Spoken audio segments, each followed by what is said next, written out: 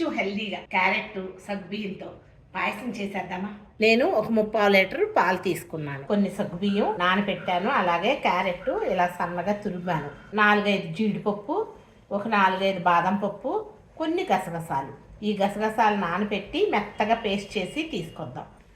పాలు మరుగుతూ ఉండగా నానబెట్టిన సగ్గుబియ్యాన్ని వేసేయండి. వెంటనే ఒకసారి తిప్పి సిమ్ మీద పెడదాం, ఉడికిపోతుంది. 1 స్పూను నెయ్యి వేసి కోరి పెట్టుకున్న క్యారెట్ని వేసేద్దాం. మీడియం ఫ్లేమ్ మీద పెట్టి వేయించండి.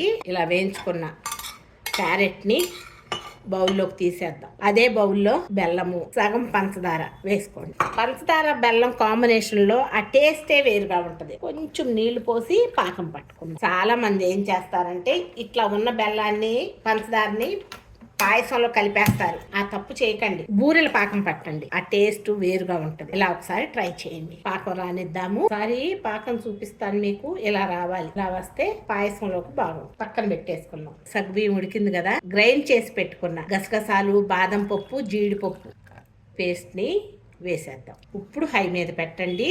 ఒక్క పొంగు రానిద్దాం. ఇలా ట్రాన్స్పరెంట్ గా అయిపోయినాయి కదా, నేతిలో వేయించి పెట్టుకున్న క్యారెట్ ను కూడా వేసేద్దాం.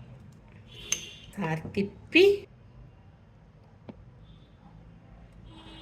స్టవ్ ఆఫ్ చేసి పక్కన పెట్టుకుందాం. తగినంత నెయ్యి వేసి జీడిపప్పు పలుకుల్ని వేసి వేయించుదాం.